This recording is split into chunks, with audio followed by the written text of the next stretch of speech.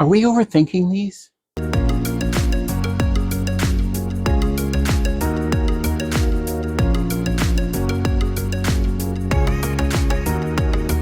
Hi, I'm Dan and welcome to my shop. This is my old crosscut sled. As you can see, it's seen better days. It was drifting out of square for some reason just on one side. Anyway, I decided it was time to make a new one. This one's kind of beat up. I didn't want to just try and adjust the fence. I wanted to make something entirely new. And when I was planning to do that, I started watching some crosscut sled videos just to refresh myself. And of course, when you do that, you run across the 5-cut method for squaring up the sled.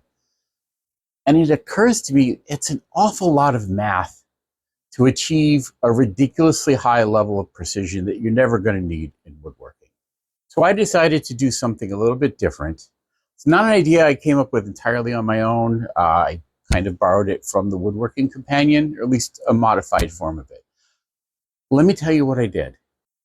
So you can go super fancy or super basic on a crosscut sled.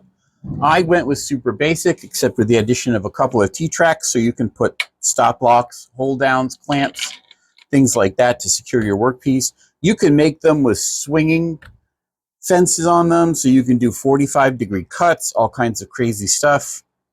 This one I just wanted to keep basic. Honestly, I use a crosscut sled more than any other jig in the shop. This actually just lives on my table saw. I don't even keep my miter gauge and rip fence on my table saw. The rip fence lives here and the miter gauge lives up here. I just use the crosscut sled a lot more often, certainly more often than the miter gauge. The crosscut sled has replaced the miter gauge for all 90-degree cuts for me. Obviously, I still use the rip fence a fair amount, but just sits right here. It's easy to take off. Just makes more sense for me to keep it over here. So here is the new sled. As you can see, it's a lot more rugged and robust than the old one.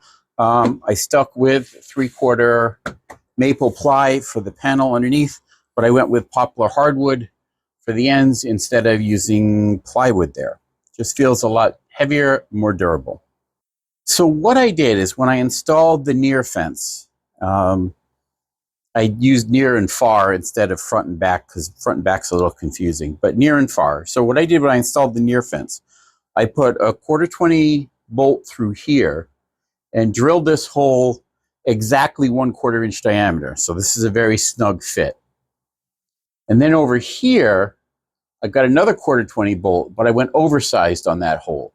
So there was a little bit of slop to it. And then I put my square in here and just squared the fence to this groove by eye. Then I took a piece of plywood that had a known straight edge, put that straight edge up against there, and made a test cut. And then another, and then another. And every time I made a test cut, I checked it with the square. And it was a little off, and I adjusted the fence back and forth just a tiny bit, just a little tap, until it was squared up properly. So as far as I can tell, this cut is square, and this is how we check square on everything. We don't 5-cut method every cut we make. We use squares to check for square. So if a square is square enough for any other cut that I'm making, why isn't that square enough? Why do you have to go through all that math? Why have a 5-cut method when you can have a 1-cut method? Or 2 or 3, but even with the 5-cut method, if the fence is out a little bit, you have to make repeated cuts. So it's 5, 6, 7, 8, 9 to get it right. This just seemed easier to me. Am I wrong?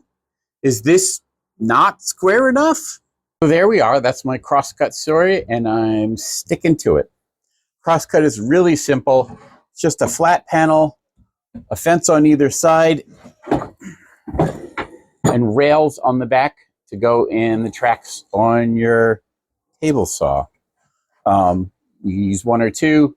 There's about 1 million videos out on the internet about how to make these. They're not complicated. Definitely you should make one if you haven't made one. I did secure the fence after I adjusted it with screws. Ran some holes in after I had it squared up. and drove some screws in. Because a lot of the videos I've seen where people make these, they drill a screw in, check for square, it's not square. They take that screw out, drill it in another hole, put another screw in. That seems, like, again, like an awful lot of work. And the back of your crosscut sled is going to end up looking like Snoopy's doghouse after a dog fight. Now I am going to put some finish on this because I want it to not soak up moisture. I think I'm probably just going to give it a good paste wax rub. Maybe some linseed oil first. Maybe linseed oil and paste wax. That might be a good choice. I don't know. Finish them however you want. Anyway, thanks for watching. Remember to like, share, and subscribe, and I'll see you in the next video.